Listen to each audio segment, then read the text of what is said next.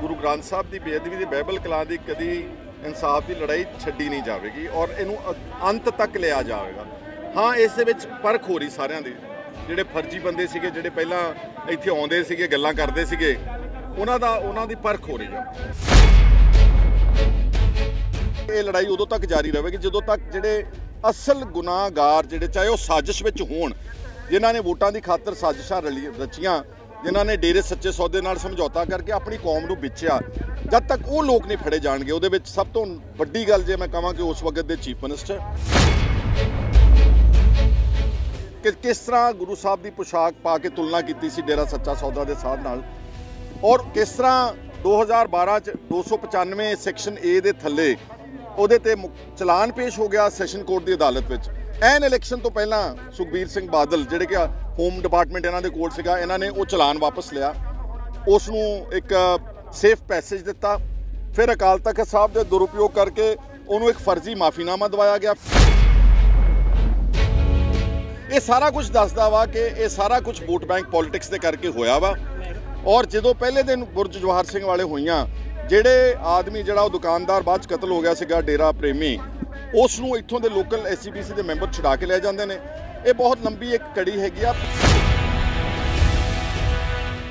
ਇਹ ਜਿਹੜਾ ਅੱਜ ਅਸੀਂ ਤੁਸੀਂ ਲੜਾਈ ਲੜ ਰਹੇ ਹੋ, ਇਹ ਸਾਡਾ ਕੰਮ ਥੋੜ੍ਹਾ ਸੀਗਾ, ਇਹ ਤਾਂ ਅਕਾਲੀ ਦਲ ਦਾ ਕੰਮ ਸੀਗਾ, ਇਹ SGPC ਦਾ ਕੰਮ ਸੀਗਾ, ਇਹ ਅਕਾਲ ਤਖਤ ਦੇ ਜਥੇਦਾਰ ਦਾ ਕੰਮ ਸੀਗਾ, ਜਿਹੜੇ ਰੋਜ਼ ਕਹਿੰਦੇ ਨੇ ਅਸੀਂ ਬੇਅਦਬੀਆਂ ਨਹੀਂ ਕੀਤੀਆਂ, ਫਿਰ ਅੱਜ ਇਸ ਕੱਟ 'ਚ ਕਿਉਂ ਨਹੀਂ ਆਉਂਦੇ।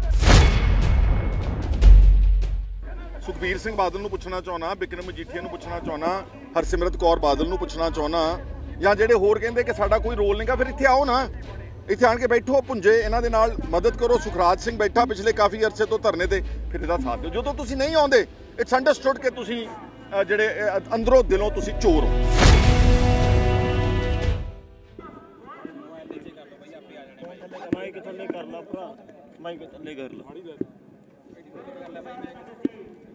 हाँ जी, दस दो तैयार है। हाँ जी सर। बड़े अफसोस की गल है जी कि 7 साल तो ज़्यादा समा बीत गया वा ते अज भी लोगों को भुंजे बह के इंसाफ मंगना पै रहा वा। कई सरकारां बदल गई और मैं समझदा वां कि ये जदोजहद जारी रह गई, क्योंकि पंजाब या जिहड़े अपनी कौम के लोग ने इन्हां नाल पहली बारी ज्यादती नहीं हुई। ये साडे नाल दहाकियां बद्धी बल्कि सदियां तो जुल्म हुंदा रहा वा। और मैं इन्हां दे जज्बे नूं, अपने कौमी जज्बे नूं सलाम सल्यूट करदा कि ये इंसाफ की लड़ाई कभी छड्डदे नहीं गे। गुरु ग्रंथ साहब की बेअदबी की बाइबल कलां की कभी इंसाफ की लड़ाई छड्डी नहीं जाएगी और इनू अंत तक लिया जाएगा। हाँ, इस परख हो रही सारिਆਂ ਦੀ ਜਿਹੜੇ फर्जी बंदे ਸੀਗੇ ਜਿਹੜੇ ਪਹਿਲਾਂ ਇੱਥੇ ਆਉਂਦੇ ਸੀਗੇ ਗੱਲਾਂ ਕਰਦੇ ਸੀਗੇ ਉਹਨਾਂ ਦੀ परख हो रही है। और पिछली सरकार अगर ਜਾਂਦੀ ਆ ਕਾਂਗਰਸ, ਉਹਦੇ 'ਚ ਬਹੁਤ ਵੱਡਾ ਇੱਕ ਕਾਰਨ ਬੇਅਦਬੀਆਂ ਦਾ ਪੁਖਤਾ इंसाफ ना देना ਸੀ। और मैं समझदा कि हुण जिहड़ी सरकार बनी आ, इहनूं 5 महीने हो गए ने, इन्हां ने भी जिहड़ा वा इहदे च हालांकि इन्हां दा अपना MLA कुंवर विजय प्रताप सिंह वो पंजाब दी विधान सभा दे विच समा मंगदा, उहनूं समा नहीं दिंदे। जिहड़ी उहदी SIT बनाई गई सी जदों पिछली सरकार वालों, जिहड़े उहदे नाल होर SIT दे मैंबर सीगे, जिन्हां ने बिल्कुल पहले दिन तो कहता कि असीं कोऑपरेट नहीं करांगे, उन्होंने कोई हिस्सा नहीं पाया, कोई योगदान नहीं पाया इंसाफ की लड़ाई विच। उन्हां नूं इस आम आदमी पार्टी की सरकार ने बेहतरीन पोजीशनस, इंटैलीजेंस का चीफ, किसी नूं कमिश्नर वड्डे शहरां दा, इत्थों उन्हां दी नीयत साफ आउंदी आ। और मैं समझदा कि ये सरकार सिर्फ इसनूं अखी घट्टा पा रही है। मेरा ये मनना कि जब तक जिहड़े सही गुनाहगार बंदे हुंदे ना जी, देखो जिंदगी दे विच की हुंदा वा कि पंजाब वर्गी स्टेट, तुहाडा की ख्याल है कि किसी हौलदार, थानेदार, किसी DSP ने गोली चला के मार दिते ने?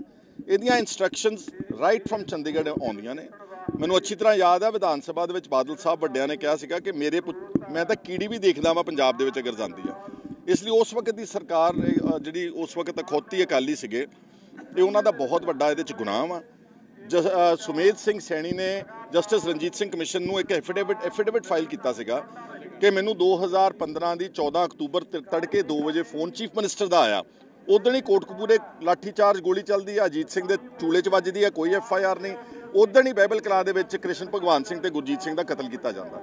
इसलिए मेरा ये मनना वा कि ये लड़ाई उदों तक जारी रहेगी जदों तक जिहड़े असल गुनाहगार जिहड़े चाहे वो साजिश विच होण, जिन्हां ने वोटां दी खातर साजिशां रचियां, जिन्हां ने डेरे सच्चे सौदे नाल समझौता करके अपनी कौम नूं बेचिया, ਜਦ ਤੱਕ ਉਹ ਲੋਕ ਨਹੀਂ ਫੜੇ ਜਾਣਗੇ। ਉਹਦੇ ਵਿੱਚ ਸਭ ਤੋਂ ਵੱਡੀ ਗੱਲ ਜੇ ਮੈਂ ਕਹਾਂ ਕਿ ਉਸ ਵਕਤ ਦੇ ਚੀਫ ਮਿਨਿਸਟਰ ਔਰ ਸੁਖਬੀਰ ਸਿੰਘ ਬਾਦਲ ਇਸ ਲਈ ਕਿਉਂਕਿ ਉਹ ਡੀਫੈਕਟੋ ਚੀਫ ਮਿਨਿਸਟਰ ਸੀਗੇ, ਉਹਨਾਂ ਤੋਂ ਬਗੈਰ ਪੱਤਾ ਨਹੀਂ ਸੀ ਹਿਲਦਾ ਪੰਜਾਬ ਦੇ ਵਿੱਚ। ਉਸ ਵਕਤ ਦਾ ਡੀਜੀਪੀ ਸੁਮੇਧ ਸਿੰਘ ਸੈਣੀ ਤੇ ਜਿਹੜੇ ਕਰਕੇ ਸਾਰੀਆਂ ਬੇਅਦਬੀਆਂ ਹੋਈਆਂ ਡੇਰਾ ਸੱਚਾ ਸੌਦਾ ਦਾ ਸਾਥ, ਇਹ 4 ਵਿਅਕਤੀ unless they are nominated, they are brought to justice.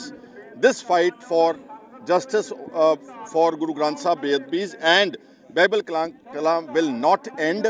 और अगर ਇਹਦਾ ਪਿਛੋਕੜ ਝਾਤ ਮਾਰੋ ਕਿ ਕਿਸ ਤਰ੍ਹਾਂ ਗੁਰੂ ਸਾਹਿਬ ਦੀ ਪੁਸ਼ਾਕ ਪਾ ਕੇ ਤੁਲਨਾ ਕੀਤੀ ਸੀ ਡੇਰਾ ਸੱਚਾ ਸੌਦਾ ਦੇ ਸਾਧ ਨਾਲ, ਔਰ ਕਿਸ ਤਰ੍ਹਾਂ 2012 ਚ 295 ਸੈਕਸ਼ਨ ਏ ਦੇ ਥੱਲੇ ਉਹਦੇ ਤੇ ਚਲਾਨ ਪੇਸ਼ ਹੋ ਗਿਆ ਸੈਸ਼ਨ ਕੋਰਟ ਦੀ ਅਦਾਲਤ ਵਿੱਚ। ਐਨ ਇਲੈਕਸ਼ਨ ਤੋਂ ਪਹਿਲਾਂ ਸੁਖਬੀਰ ਸਿੰਘ ਬਾਦਲ ਜਿਹੜੇ ਕਿ ਹੋਮ ਡਿਪਾਰਟਮੈਂਟ ਇਹਨਾਂ ਦੇ ਕੋਲ ਸੀਗਾ, ਇਹਨਾਂ ਨੇ ਉਹ ਚਲਾਨ ਵਾਪਸ ਲਿਆ, ਉਸ ਨੂੰ ਇੱਕ ਸੇਫ ਪੈਸੇਜ ਦਿੱਤਾ। ਫਿਰ ਅਕਾਲ ਤਖਤ ਸਾਹਿਬ ਦੇ ਦੁਰਉਪਯੋਗ ਕਰਕੇ ਉਹਨੂੰ ਇੱਕ ਫਰਜ਼ੀ ਮਾਫੀਨਾਮਾ ਦਵਾਇਆ ਗਿਆ, ਫਿਰ ਉਸ ਫਰਜ਼ੀ ਮਾਫੀਨਾਮੇ ਨੂੰ ਪ੍ਰਚਾਰਿਆ ਗਿਆ। ਇਹ ਸਾਰਾ ਕੁਝ ਦੱਸਦਾ ਵਾ ਕਿ ਇਹ ਸਾਰਾ ਕੁਝ ਵੋਟ ਬੈਂਕ ਪੋਲਿਟਿਕਸ ਦੇ ਕਰਕੇ ਹੋਇਆ ਵਾ। ਔਰ ਜਦੋਂ ਪਹਿਲੇ ਦਿਨ ਬੁਰਜ ਜਵਾਹਰ ਸਿੰਘ ਵਾਲੇ ਹੋਈਆਂ, ਜਿਹੜੇ ਆਦਮੀ ਜਿਹੜਾ ਉਹ ਦੁਕਾਨਦਾਰ ਬਾਅਦ 'ਚ ਕਤਲ ਹੋ ਗਿਆ ਸੀਗਾ ਡੇਰਾ ਪ੍ਰੇਮੀ, ਉਸ ਨੂੰ ਇੱਥੋਂ ਦੇ ਲੋਕਲ SGPC ਦੇ ਮੈਂਬਰ ਛੁਡਾ ਕੇ ਲੈ ਜਾਂਦੇ ਨੇ। ਇਹ ਬਹੁਤ ਲੰਬੀ ਇੱਕ ਕੜੀ ਹੈਗੀ ਆ, ਬਟ ਇਹਦੇ 'ਚ let me tell you one thing, ਜਿਹੜਾ main cause is ultimately it was purely politically motivated reasons ਕਿ ਕਿਸੇ ਤਰੀਕੇ ਨਾਲ ਅਸੀਂ ਵੀ ਸਿੱਖ ਤਾਂ ਸਾਡੇ ਗੁਲਾਮ ਹੈਗੇ ਹੀ ਆ ਤੇ ਡੇਰੇ ਵਾਲਿਆਂ ਦੀ ਵੋਟ ਵੀ ਲੈ ਲਈ। ਇੱਥੋਂ ਕਹਾਣੀ ਜਿਹੜੀ ਆ ਸ਼ੁਰੂ ਹੁੰਦੀ ਆ, ਫਿਰ ਫਿਲਮ ਦਾ ਰੋਲ ਆਉਂਦਾ, messenger of god etcetera, mafia, Akal ਤਖਤ।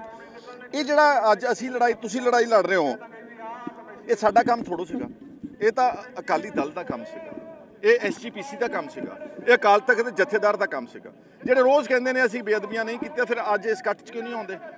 ਸੁਖਬੀਰ ਸਿੰਘ ਬਾਦਲ ਨੂੰ ਪੁੱਛਣਾ ਚਾਹੁੰਦਾ, ਬਿਕਰਮ ਮਜੀਠੀਆ ਨੂੰ ਪੁੱਛਣਾ ਚਾਹੁੰਦਾ, ਹਰਸਿਮਰਤ ਕੌਰ ਬਾਦਲ ਨੂੰ ਪੁੱਛਣਾ ਚਾਹੁੰਦਾ, ਜਾਂ ਜਿਹੜੇ ਹੋਰ ਕਹਿੰਦੇ ਕਿ ਸਾਡਾ ਕੋਈ ਰੋਲ ਨਹੀਂਗਾ, ਫਿਰ ਇੱਥੇ ਆਓ ਨਾ, ਇੱਥੇ ਆਣ ਕੇ ਬੈਠੋ, ਭੁੰਜੇ ਇਹਨਾਂ ਦੇ ਨਾਲ ਮਦਦ ਕਰੋ। ਸੁਖਰਾਜ ਸਿੰਘ ਬੈਠਾ ਪਿਛਲੇ ਕਾਫੀ ਅਰਸੇ ਤੋਂ ਧਰਨੇ ਤੇ, ਫਿਰ ਇਹਦਾ ਸਾਥ ਦਿਓ। ਜਦੋਂ ਤੁਸੀਂ ਨਹੀਂ ਆਉਂਦੇ, ਇਟਸ ਅੰਡਰਸਟੂਡ ਕਿ ਤੁਸੀਂ ਜਿਹੜੇ ਅੰਦਰੋਂ ਦਿਲੋਂ ਤੁਸੀਂ ਚੋਰ ਹੋ।